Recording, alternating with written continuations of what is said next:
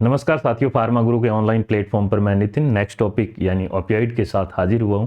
और दोस्तों, अभी तक हमने जो लास्ट टॉपिक पढ़ा वो आपने ठीक ढंग से रिवीजन किया है। एल्कोहल को हमने पढ़ा था और मुझे उम्मीद है कि आप बहुत सुधर ढंग से नोट्स बना रहे हैं, रिवीजन कर रहे हैं, क्वेश्चन लगा रहे हैं। यही दो ट्रिक है हमारी सक्सेस होने की। और जैसे जैसे आगे बढ़ते जाओगे सिलेबस थोड़ा सा ऐसे लगेगा हैवी है, परंतु जो बच्चा रिवीजन कंटिन्यूअसली करता रहेगा, कॉन्सेप्ट क्लियर करते हुए, रिवीजन करते हुए और साथ में जो क्वेश्चंस लगाता रहेगा, हर रोज रिवीजन करता रहेगा, उसके लिए सिलेबस कोई मुश्किल नहीं है। क्योंकि मैं चीज़ों को एक साथ कैरी करता हूँ।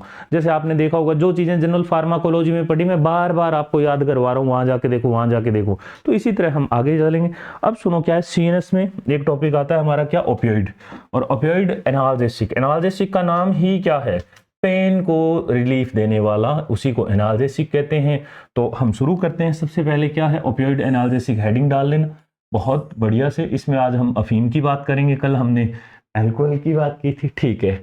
तो जिनके चेहरे पे अभी बहुत ज्यादा खुशी नजर आ रही है, तुम्हें भाई साहब नरक में जगह मिलेगी, मैं पहले बता रहा हूँ, पढ़ लियो अच्छे से। एल्जेसिया नाम का एक शब्द होता है। एल्जेसिया में क्या होता है? इसका मतलब होता है पेन। ये बहुत पुराना शब्द है, अब इससे ही बना है एनाल्जेसिक।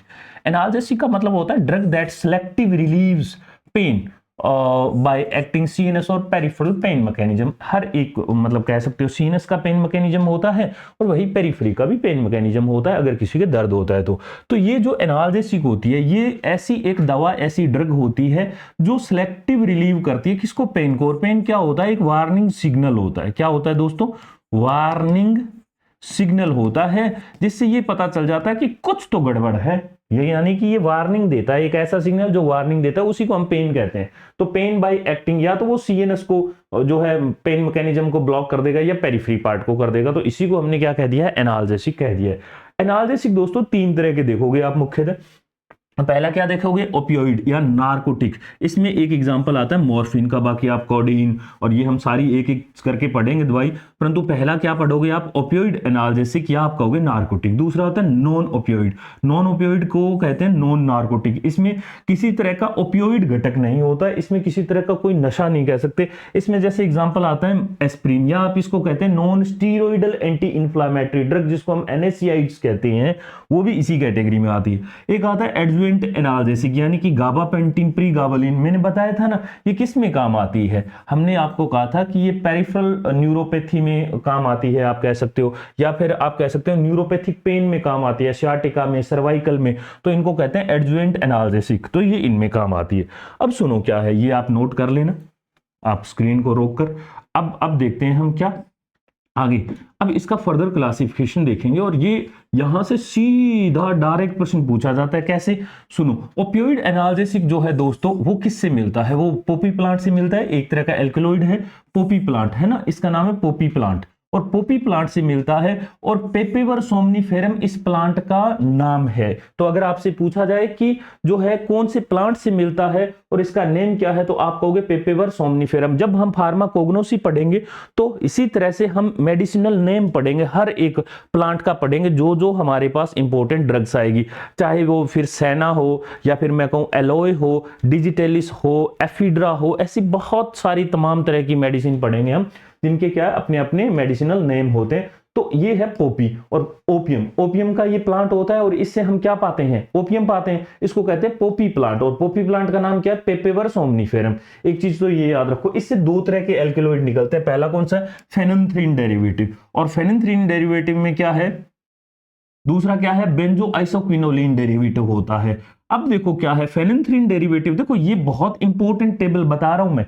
कई बार सीधा सीधा सवाल आता है यार, सिंपल सा सवाल आता है कि फेनोल्फ्थालीन डेरिवेटिव में सबसे ज्यादा अगर परसेंटेज ओपीएम की देखी जाए तो किस में होती है, या सबसे कम किस में होती है? फेनोल्फ्थालीन में पूछ लेगा वो, या फिर आपसे पूछ ले बेंजो आइसोक्विनोलिन में कौन से में कितना परसेंट होता है।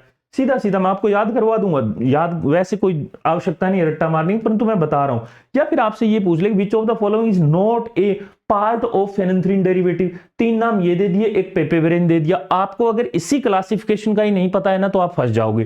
तो हमें क्या करना है? पहले देखना है क्या फेनोल्फ्थालीन डेरिवेटिव में एक होता है मॉर्फिन, कोडीन और थीबेन। ये तीन होते हैं मुख्य घटक इसमें, है ना। अगर हम देखें मॉर्फिन, तो मॉर्फिन सबसे ज्यादा होता है ना, क्या 10% इन ओपियम। अगर ओपियम में देखा जाए, अगर आपके सामने देखो, ये जो होता है ना, ऐसे आपने देखा होगा इस तरह से, ये पोपी प्लांट का जो होता है इस तरह से, और आपने अक्सर इंस्टाग्राम पे रील पे या कुछ ऐसा होता है इस पे ऐसे कट मार के छोड़ दिए जाते हैं, तो इससे एक क्या होता है वो जो है लिक्विड रिलीज होता है और इसको यहाँ पे ये लोग कलेक्ट कर लेते हैं, और फिर जब कलेक्ट कर लेते हैं तो ये क्या होता है, ओपियम होता है, ये ओपियम होता है। अब इसमें अगर बात करें तो ये इस ओपियम में कितना परसेंट मॉर्फिन होगा, तो आप कहोगे सर 10% तो मॉर्फिन होगा।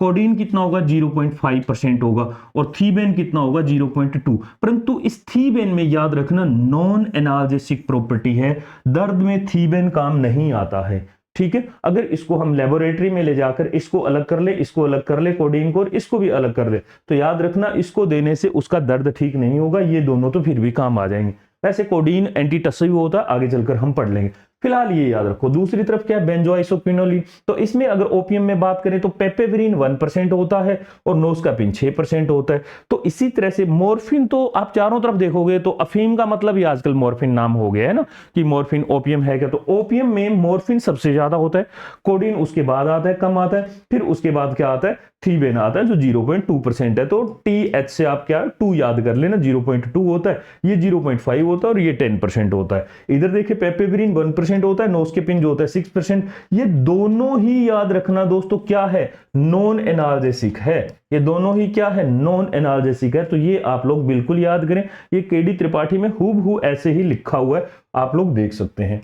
नेक्स्ट आते हैं, अब थोड़ा थोड़ा और डिटेल पे चलते हैं। सबसे पहले याद रखना दोस्तों, जो ये मॉर्फिन होती है या ओपियम होते हैं, इनके ओपियोइड रिसेप्टर होते हैं अपने, और ये जब काम करते हैं तो ये इन्हीं रिसेप्टर के माध्यम से काम करेगी। ये जो भी ड्रग आगे चलकर पढ़ेंगे अलग अलग, तो ये इन्हीं के माध्यम से पढ़ेगी और आपसे यहीं से सवाल पूछा जाएगा। तो आप ऐसे हेडिंग डालना, क्या डालोगे आप, ओपियोइड रिसेप्टर डालोगे। ओपियोइड रिसेप्टर 3 तरह के होते हैं, म्यू, कापा और डेल्टा। क्या क्या बताया, म्यू, कापा, डेल्टा। इन तीनों में 3 चीजें बड़ी कॉमन होती है। पहली तो एनाल्जेसिक प्रॉपर्टी होती है तीनों में। अगर हम बात करें कि अगर ये तीनों रिसेप्टर एक्टिवेट हो जाए और ये तीनों रिसेप्टर काम करना शुरू कर दे, तो दोस्तों हम कह सकते हैं ये तीनों एनाल्जेसिक प्रॉपर्टी के लिए रिस्पॉन्सिबल होते हैं। दूसरा, अगर मैं बात करूं कि इनकी एक्टिविटी शो होने से रेस्पिरेटरी डिप्रेशन हो जाता है, यानी कि अगर ये रिसेप्टर एक्टिवेट हो जाए, म्यू हो जाए तो भी रेस्पिरेटरी डिप्रेशन आएगा, अगर कापा हो जाए तो भी आएगा, और डेल्टा हो जाए तो भी आएगा, यानी 2 चीजें कॉमन है। तीसरे की अगर मैं बात करूं म्यू की, तो अगर ये म्यू एक्टिवेट हो जाए तो जीआईटी मोटिलिटी डाउन हो जाती है, एक तरह का कॉन्स्टिपेशन कह सकते हो। दूसरी तरफ कापा में भी जीआईटी मोटिलिटी कम हो जाती है, और इसके जीआईटी का मतलब गैस्ट्रो इंटेस्टिनल ट्रैक में क्या होता है, फूड का मूवमेंट धीरे धीरे हो जाता है या फिर बहुत डाउन हो जाता है, वो एक जगह पे खाना पड़ा रहना ही तो क्या होता है, हम कह सकते हैं कॉन्स्टिपेशन ही होता है। तो 3 चीजें ये तो बहुत कॉमन है इनमें। अब बाकी में क्या होगा, बाकी में इसमें तो कुछ नहीं है, खाली है जगह पे, इसमें भी कुछ नहीं है, खाली है, सिर्फ एक फंक्शन आएगा, मैं बताऊंगा जो इससे डिफरेंस है। बाकी ये सारे के सारी चीजों के लिए कौन सा होता है, ये होता है म्यू रिसेप्टर रिस्पॉन्सिबल। और इसके लिए आपको एक ट्रिक याद कर लेनी है, और ट्रिक का जो नाम है भाई साहब वो है सैक्रम। सैक्रम याद रख लेना, SACRUM, सैक्रम। तो सैक्रम से एस से क्या याद करोगे, सिडेशन होने लग जाता है ना, सिर भारी होना, और इस तरह से जैसे अब क्या है कि आदमी की एक्साइटमेंट धीरे धीरे कम हो रही है। दूसरी तरफ ए से एनाल्जीसिया, सी से कॉन्स्टिपेशन, आर से रेस्पिरेटरी डिप्रेशन। अब इसमें क्या है, ये 3 चीजें तो पढ़ के ही आए हैं ना ऊपर, तो इसमें कोई बहुत बड़ा नहीं है, एक सिडेशन याद और कर लेना। यू से यूफोरिया, यूफोरिया एक ऐसी स्टेट होती है जहां पे एक्सट्रीम हैप्पीनेस अनुभव होता है। क्या होता है, एक्सट्रीम हैप्पीनेस, है ना, एक्सट्रीम हैप्पीनेस आती है। बोले कि साहब आप लोग अगर देखोगे ना तो मेरी ये स्पेलिंग गलत है हकीकत में, तो कौन सी, हैप्पीनेस की। आप कहोगे सर आपको आती ही नहीं है क्या, मैं आपको बताता हूं, एक्सट्रीम हैप्पीनेस ऐसे लिखा जाता है, मैं अक्सर वाई लिख देता हूं। इसकी वजह ये है कि एक मूवी है हॉलीवुड, अगर आपको जब भी वक्त मिले और हार जाते हैं, मैं कल परसों मेरे एक जूनियर के साथ देख रहा था, तो इसका नाम है द परस्यूट ऑफ हैप्पीनेस। और वो एक ऐसा आदमी होता है जो एक मशीन बेचने के लिए लगातार संघर्ष कर रहा होता है, और वो जब अपने बच्चे को स्कूल छोड़ने के लिए जाता है तो वहां पे हैप्पीनेस लिखा होता है, तो वो इस तरह से हैप्पीनेस लिखा है। और वो ये कहता है कि देखो यार मेरे जीवन में अगर कोई स्पेलिंग भी खुशियों की दिख रही है तो भी उसमें वाई आ रहा है, ये भी सही नहीं है, है ना, वो ये सोचता है ये भी सही नहीं है। वो एक जगह पे कहता है कि देखो मेरे जीवन में एक जगह पे मैं हैप्पीनेस पढ़ता हूँ और उसमें भी वाई आ जाता है, आए नहीं है, ये गलत है स्पेलिंग। तो मैं अक्सर क्या है हैप्पीनेस ऐसे ही लिखता हूं। तो आप अगर जैसे ही वक्त मिले ना तो ढूंढ के कहीं से भी, है ना, एकदम दम लगा के इस मूवी को ढूंढो और इस मूवी को एक दफा जरूर देखना अगर आपने नहीं देखी है। और अगर देख ली है तो फिर अपने फार्मासिस्ट टारगेट को ध्यान में रखते हुए और मुझे याद करते हुए इस मूवी को फिर देखना। मेरी जीवन की सबसे फेवरेट, अगर कहूं पसंदीदा टॉप 5 मूवीज की बात करें तो उनमें से एक है द परस्यूट ऑफ हैप्पीनेस। ठीक है, तो ये क्या है, यूफोरिया को कैसे याद करोगे, एक ऐसी स्टेट होती है जहां पे एक्सट्रीम हैप्पीनेस आए, एकदम मजा आने लग जाए, बोले कि साहब आनंद आ गया, है ना। जैसे वो जैसे ही मॉर्फिन खा लेगा तो दुनियादारी में क्या हो रहा है भाई साहब, अपना ताजबाज लगाए एकदम आंखें बंद करके मस्त जीवन जी रहे हैं, उसे कोई लेना देना नहीं है क्या हो रहा है क्या नहीं, क्योंकि एक्सट्रीम हैप्पीनेस आ गया उसमें, टेंशन खत्म। अगला देखो क्या है, म्योसिस। म्योसिस का मतलब होता है पिन पॉइंट प्यूपिल। आपका जो ये ना ये प्यूपिल है इसका साइज बहुत छोटा होना शुरू हो जाता है, पिन पॉइंट की तरह, पॉइंट होता है ना पिन पॉइंट, उसकी तरह। तो इसलिए आगे चलकर पढ़ लेंगे। फिलहाल आपने क्या पढ़ा, आपने कहा सर हमने 3 चीजें पढ़ी, कौन कौन सी, एक म्यू, कापा और डेल्टा, तीनों में 3 चीजें सेम है, एनाल्जेसिक, रेस्पिरेटरी और जीआईटी मोटिलिटी। परंतु हमने कहा सर अगर ये म्यू रिसेप्टर अगर काम करना शुरू कर दे, एक्टिवेट हो जाए, तो हम कह सकते हैं सिडेशन होगा, एनाल्जेसिक होगा, कॉन्स्टिपेशन, रेस्पिरेटरी और यूफोरिया। परंतु ये सारी चीजें इधर नहीं होंगी। क्यों नहीं होंगी, देखो सिडेशन ये तो होगा, इधर भी होगा क्योंकि हमने लिख दिया है, ये होगा बिल्कुल होगा, ये होगा बिल्कुल होगा। यूफोरिया की जगह डिस्फोरिया हो जाएगा, और डिस्फोरिया में क्या होता है, हेलुसिनेशन हो जाता है। और साइकोसिस में मैंने बताया था कि हेलुसिनेशन क्या होता है, जहां पे मैंने ऊपर वाला कहा था कि उसका रॉन्ग परसेप्शन बन जाता है, वो कुछ भी गड़बड़ हो सकता है उसके साथ, तो यहाँ पे डिस्फोरिया हो जाता है। ठीक है, और म्योसिस, म्योसिस इसमें नहीं होता है। ये इतनी सारी चीजें आपको याद करनी है रिसेप्टर के माध्यम से। मैं अगेन कह रहा हूं म्यू, कापा और डेल्टा, इसमें हमने कहा देखो ये है बिल्कुल है, ये है बिल्कुल है, ये है बिल्कुल है, ये 3 चीजें तो है। यूफोरिया की जगह डिस्फोरिया हो गया। सिडेशन बोलेगी नहीं है साहब, यहां पे पूरा का पूरा मामला ही खाली है। परंतु अगर मैं बात करूं तो इन तीनों में कॉमन क्या है, बिल्कुल सर है, बिल्कुल है, बिल्कुल है, ये तीनों तो सब में ही कॉमन है। अगर आप ये ना लिखना चाहो तो ये मत लिखो, भले ये तीनों के तीनों आप जैसे ठीक लगे, आप सैक्रम लिखो, इसके आगे टिक लगा लो, इसके आगे टिक लगा लो, आपको ऐसे याद रह जाना चाहिए। सिडेशन नहीं होगा, नहीं होगा, और इस तरह से चलो, यूफोरिया इसकी जगह डिस्फोरिया, आगे कुछ नहीं, म्योसिस आगे कुछ नहीं। सर ठीक है, ऐसे समझ में आ गया। अब हम क्यों बता रहा हूं मैं, क्योंकि जब भी हम कोई ड्रग लेंगे तो वो इनमें से किसी एक रिसेप्टर को एक्टिवेट कर रही होगी, या किसी 2 को कर रही होगी, या किन्हीं 3 को कर रही होगी। तब हम कह सकते हैं कि अच्छा ये वाली जो ड्रग है इसीलिए खराब करती है। अब मैं आपको बताता हूं, अब हम ड्रग चलते हैं और इसमें 4 तरह की कैटेगरी पढ़ते हैं। मैं आपको यार एक छोटी सी वो ट्रिक याद करवा देता हूं। हमने ये कहा था कि अगर किसी आदमी के अस्थमा है, आपको याद हो तो, अगर किसी आदमी के अस्थमा है, आप लोग इसको ऐसे लिख सकते हैं, ऐसा कोई वो बड़ी बात नहीं है, इतने सारे तो थे। अगर किसी, अब आप साथ साथ में लिख सकते हैं, साथ साथ में पढ़ लो, आपको मैं याद करवा दूं। अगर किसी आदमी अस्थमा है तो हमने कहा कि वो उसके किससे है, आपने कहा सर वो तो उसके फेफड़ों में होता है। और हमने कहा फेफड़ों का अपना क्या होता है, आपने कहा सर इसका होता है मेप, है ना। ये हो गए हमारे फेफड़े, यहां से ये ट्रैकिया आती है इस तरह से, और इसका क्या है, मेप बना हुआ है। आपने क्या कहा सर, मेप है, इसका अपना एक मेप बना हुआ है, अंदर एल्वियोली कैसे कैसे इधर उधर गई हुई। तो हमने कहा अस्थमा के पेशेंट में मेप जो है वो अवॉइड होती है। और मैंने आपको बताया था इस मेप से क्या, हमने कहा था यहां से मॉर्फिन, और अगर मैं बात करूं मॉर्फिन, यहां से मैंने कहा एस्पिरिन, और अगर मैं बात करूं प्रोपेनोल यानी बीटा ब्लॉकर, ये बीटा ब्लॉकर है प्रोपेनोलोल, ऐसा बोला था कि नहीं, बिल्कुल साहब बोले थे। ये मॉर्फिन क्या करती है, ये मॉर्फिन रेस्पिरेटरी डिप्रेशन कर देती है, रेस्पिरेटरी डिप्रेशन कर देती है, क्योंकि ये म्यू रिसेप्टर को एक्टिवेट कर देती है। इसीलिए हम अस्थमा के पेशेंट में ये नहीं देते। मैंने बहुत पहले ये ट्रिक के माध्यम से कर दिया, आगे चलकर मैं बताऊंगा कि अगर हम बात करें कि एस्पिरिन क्यों नहीं देते या इसको क्यों नहीं देते, धीरे धीरे जैसे जैसे आगे बढ़ेंगे मैं बता दूंगा। बीटा 2 रिसेप्टर को अगर ब्लॉक कर दे तो ये बीटा 2 यहां पर प्रेजेंट होते हैं, आगे चलकर बताऊंगा। फिलहाल सिर्फ मॉर्फिन याद रखें, ठीक है। तो आप लोग अब इसको भी लिख लेना, मैप ऐसे ही कहीं एक साइड में। तो ये तीनों ड्रग जो है नहीं दी जाती है, क्यों नहीं दी जा सकती, ये जो होते हैं फेफड़े, इनका अपना होता है मेप। तो अस्थमा में क्या होता है, मेप होता है। अगर ये अस्थमा से ट्रिक याद रखना, मेप नहीं दिया जा सकता, तो मेप से मॉर्फिन, एस्पिरिन और प्रोपेनोल हो गया। ठीक है सर, इस पे बहुत बार सवाल पूछे जा चुके हैं, अब आपने ये नोट भी कर लिया होगा, मैं आशा करता हूं। तो अब हम पढ़ते हैं ड्रग। ड्रग जो होती है वो दोस्तों 4 तरह की होती है। हम 4 तरह की ड्रग पढ़ेंगे। हालांकि आप कुछ नई दवाइयों के नाम पढ़ोगे, क्योंकि जिन बच्चों ने कुछ पुराने टाइप के और कुछ ऐसे नोट्स पढ़े हैं तो उनके सामने कुछ चीजें नई आएगी। मैं बता देता हूं आपको, ये ड्रग होती है, एक होती है एगोनिस्ट जो म्यू कापा और डेल्टा को एक्टिवेट कर दे, पॉजिटिव का मतलब होता है एक्टिवेट कर दे। दूसरा है partial agonist, mu receptor agonist होता है ये पार्शियल। पार्शियल का अब देखो मैं यहां भी मतलब नहीं बताऊंगा, एगोनिस्ट का मतलब क्या होता है। मैंने आपको जनरल फार्माकोलॉजी में कहा था कि जब कोई भी ड्रग दी जाती है तो उस रिसेप्टर को मैक्सिमम लेवल पर जब जाकर एक्टिवेट कर दे, तो मैक्सिमली एक्टिवेट कर दे, उसको कहते हैं एगोनिस्ट। पार्शियल एगोनिस्ट को कहते हैं सब मैक्सिमली एक्टिवेट करे, सब मैक्सिमली का उस थोड़ा सा कम, ठीक है।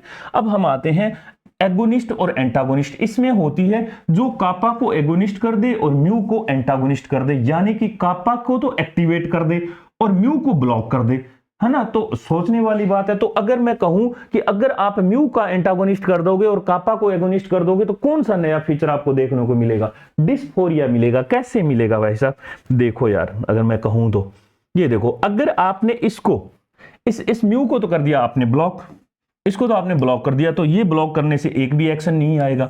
बोले सर बिल्कुल ठीक बात है। और इसको आपने कर दिया एक्टिवेट, यानी एगोनिस्ट दे दिया इसका, तो ये भी आएगा, ये भी आएगा, ये भी आएगा, परंतु इससे डिफरेंस क्या आएगा? तो आपको इसे डिस्फोरिया नाम का एक ऐसा है जो आप सिम्टम अलग से देखने को मिलेगा। बात समझ में आ गई ना?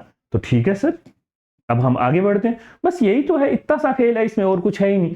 देखो हमने क्या कहा, एगोनिस्ट जो तीनों को एक्टिवेट कर दे। दूसरा हमने कहा partial agonist, mu partial agonist हो गया। उसके बाद एगोनिस्ट एंटागोनिस्ट ड्रग होती है, ये कापा एगोनिस्ट होती है और म्यू एंटागोनिस्ट होती है। एंटागोनिस्ट का मतलब एक ऐसी जगह पर जाके चिपक जाए, उसके बाद कोई एक्शन ही ना आने दे, आगे एक्शन ही नहीं आता है ना, शुरू में पढ़ चुके हैं। अब आता है एंटागोनिस्ट, यानी कि ये तीनों को ही ब्लॉक कर देती है, कोई एक्शन प्रोड्यूस नहीं होने देती। अब हम पढ़ते हैं सबसे पहली ड्रग हमारी, ये नोट कर लेना आप लोग रोक कर। अब हम सबसे पहले हमारी प्यारी सी ड्रग पढ़ते हैं, एगोनिस्ट और ड्रग, ठीक है। एगोनिस्ट ड्रग कौन सी होती है? जो म्यू कापा और डेल्टा को एक्टिवेट कर दे, एक्टिवेट कर दे, ठीक है। इसमें होती है एक मॉर्फिन, हेरोइन, मेथाडोन और एक होती है पैथीडोन। ये चार तरह की ड्रग होती है, मॉर्फिन, हीरोइन, मेथाडोन और पैथीडोन। ये धीरे धीरे हम और याद कर लेंगे।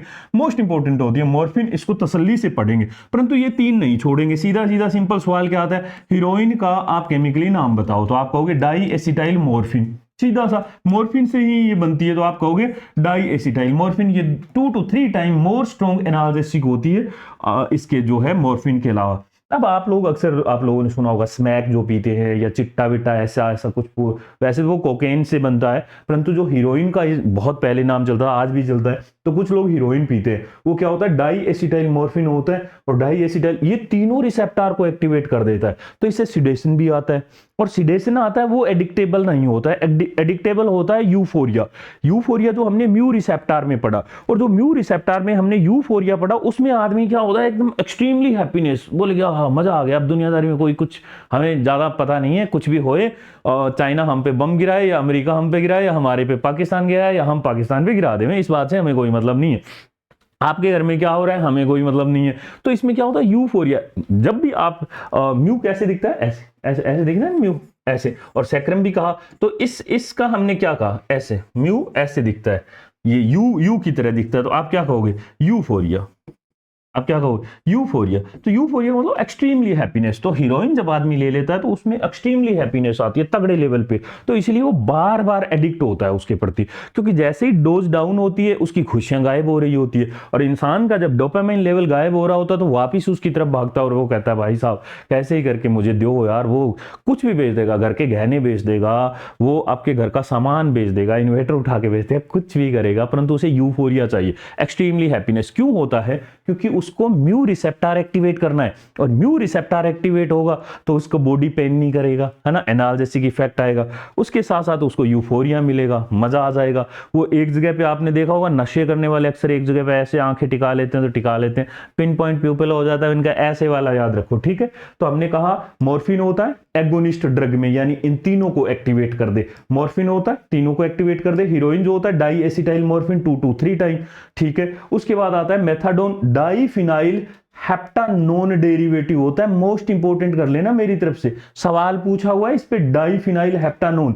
मेथाडोन का सीधा सीधा केमिकल नाम पूछा तो क्या कहा आपने, डाइफिनाइल हेप्टानोन डेरिवेटिव होता है। आपसे कह देगा कि जो मेथाडोन इज डेरिवेटिव ऑफ, और नीचे डाइफिनाइल, ट्राइफिनाइल, हेप्टानोन की जगह हेक्सानोन कर देगा, ऑक्टानोन कर देगा। तो आप लोग क्या याद करोगे, डाइफिनाइल हेप्टानोन होता है। ठीक है, आपने कहा सर ठीक है। उसके बाद क्या आता है, उसके बाद आता है use in morphine withdrawal symptom control. Most important, आप क्या कहोगे, मेथाडोन एकमात्र ऐसी ड्रग होती है दोस्तों, जब आप मॉर्फिन को छुड़वा देते हो किसी इंसान को कि भैया इसका मॉर्फिन बंद करवाओ, यानी कि मॉर्फिन वो खा रहा है, ओपीएम में 10% होती है, ओपीएम खा रहा था, अफीम खा रहा था, जैसे ही वो छोड़ता है तो विड्रॉल सिम्टम आते हैं। और विड्रॉल सिम्टम क्या हो सकते हैं, विड्रॉल सिम्टम जैसे ये अभी तक तो एक्टिवेट हो रखे थे, इनके जस्ट उल्टे हो जाएंगे। विड्रॉल सिम्टम क्या हो सकते हैं, उसको खुशियां मिल रही थी, यूफोरिया हो रहा था, अब यूफोरिया नहीं होगा, उसको दर्द आएगा। वो अभी तक एनालिसिस मतलब यूफोरिया खुशी मिल रही थी, अभी वो दुख में जाएगा, पीड़ा में जाएगा, उसको लगेगा मेरे जीवन में खुशियां नहीं है, डिप्रेशन में जा सकता है।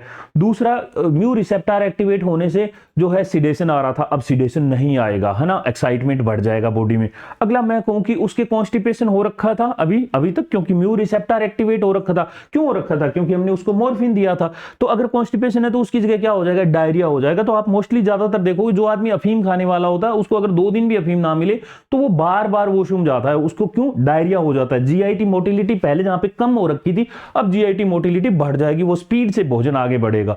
तो ये सारे क्या है, ये सारे होते हैं विड्रॉल सिम्टम। विड्रॉल सिम्टम का मतलब किसी दवा को दिया हुआ है, उसको वहां से निकाल लिया, जैसे ही दवा को हमने बंद किया उसके बाद आने वाले इफेक्ट को विड्रॉल सिम्टम कहते हैं। एटीएम से विड्रॉल करते हो ना, पैसा निकाल लेना वहां से, तो आपने बॉडी से अगर उस ड्रग को बाहर निकाल लिया तो उसके आने वाले सिम्टम क्या कहलाते हैं, विड्रॉल सिम्टम कहलाते हैं। और इसका क्या हो जाएगा, जस्ट उल्टा। म्यू रिसेप्टर ने जो जो काम किए उसका जस्ट उल्टा हो जाएगा, तो विड्रॉल सिम्टम है। इनको कंट्रोल करने के लिए कौन काम करेगा, तो आप कहोगे सर मेथाडोन नाम की एक ड्रग काम करेगी। मोस्ट इंपॉर्टेंट सवाल पूछा जाता है, डाइफिनाइल हेप्टानोन होती है ये।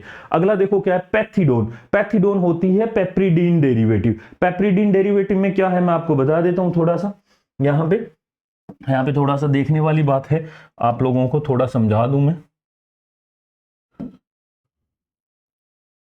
ये यहां से हम पढ़ रहे थे, सुनो क्या है, ये जो होता है ना, यहाँ पे दिख नहीं रहा होगा, मैं आपको बता दूं, इसमें 2 तरह से होता है दोस्तों। एक पे क्या होता है, ये जो होता है ना माओ ए इनिबिटर, जो माओ ए सॉरी जो एंजाइम होता है, वो इस पैथिडीन को क्या करता है, पिपरिडीन डेरिवेटिव को 99% तक ये क्या कर देता है, इनएक्टिव कर देता है।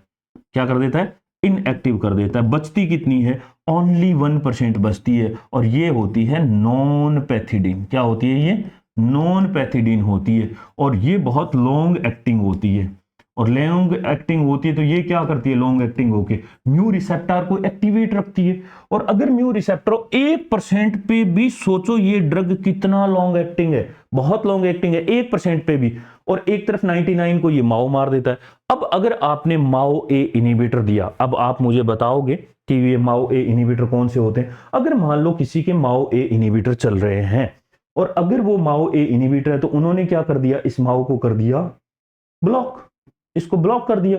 अगर ब्लॉक कर दिया तो सोचने वाली बात ये जो 99% है, हमने क्या कहा कि ये जो 99% है ये अब कन्वर्ट होगी इसमें। और सोच के देखो भाई साहब, अगर ये 99% इधर आ गई तो ये 99% में कन्वर्ट होगी नॉन पैथिडीन में। और ये जो नॉन पैथिडीन ये घटक बना है, ये नॉन जो पैथिडीन बना है, ये लॉन्ग एक्टिंग होगा, तो ये 1% पे इतना लॉन्ग एक्टिंग होता है, तो ये 99% पे कितना होगा। इसीलिए आप याद रखना, पैथिडोन जो ड्रग होती है वो कॉन्ट्रा इंडिकेटेड होती है, किसमें, जहां पे माओ ए इनिबिटर दिए जाते हैं। याद करो, पीछे डिप्रेशन में जाओ, देखो पलट के देखना पड़ेगा। तो माओ ए इनिबिटर में क्या होता है, ये कॉन्ट्रा इंडिकेटेड होती है, ये याद रख लेना। तो हमने अभी तक क्या पढ़ा, एगोनिस्ट ड्रग को पढ़ा, एगोनिस्ट में 4 पढ़ा। पहला मॉर्फिन, तसल्ली से बांचेंगे इसको। दूसरा हमने कौन सा पढ़ा, हीरोइन, हमने कहा डाई एसिटाइल मॉर्फिन होता है, 2 से 3 गुना ज्यादा वो इसका जो है इंपैक्ट आता है, ज्यादा असरदार होती है, स्ट्रॉन्ग होती है ये मॉर्फिन से। तीसरा हमने कौन सा पढ़ा, मेथाडोन। मेथाडोन किसको, हमने कहा मॉर्फिन के जो विड्रॉल सिम्टम उसको रोकने के लिए। और दूसरा डाइफिनाइल हेप्टानोन होता है ये डेरिवेटिव। उसके बाद है पिपराडीन डेरिवेटिव, यानी पैथिडोन होता है, और पैथिडोन में हमने कहा 99% माओ ए इसको क्या कर देता है, कन्वर्ट कर देता है, इनएक्टिव कर देता है, मेटाबोलाइज कर देता है। 1% ये बचता है नॉन पैथिडीन में, और नॉन पैथिडीन 1% पे भी बहुत लॉन्ग एक्टिंग होता है। अगर किसी को माओ ए ब्लॉकर दिए हुए हैं, इनिबिटर दिए हुए हैं, तो माओ ए काम नहीं करेगा। इसीलिए ये जो पैथिडोन है ये इधर ना कन्वर्ट होके ये नॉन पैथिडीन में कन्वर्ट हो जाएगी। वो आदमी सोचो कहां पहुंच जाएगा, इतना लॉन्ग एक्टिंग काम करेगी वो, उसमें बस वो यूफोरिया में ही रहेगा। और डोज बढ़ा दी जाए तो टॉक्सिसिटी कोज हो सकती है, मर भी सकता है रेस्पिरेटरी डिप्रेशन हो जाने की वजह से। क्यों? क्योंकि ये नॉन पैथिडीन ही तो रिस्पॉन्सिबल है किसके लिए, म्यू, कापा और डेल्टा, ये तीनों रिसेप्टर को एक्टिवेट करने के लिए। तो फिलहाल आप लोग बस इतना सा याद करें, मैं अगले ही लेक्चर में आपको बताऊंगा तसल्ली से कि कैसे चीजों को, और अब मॉर्फिन से हम पढ़ेंगे, कोडीन पढ़ेंगे। तो फिलहाल आप इतना नोट कर लो, अब इसके बाद नेक्स्ट चैप्टर में हम पूरा कर देंगे। तब तक के लिए शुक्रिया।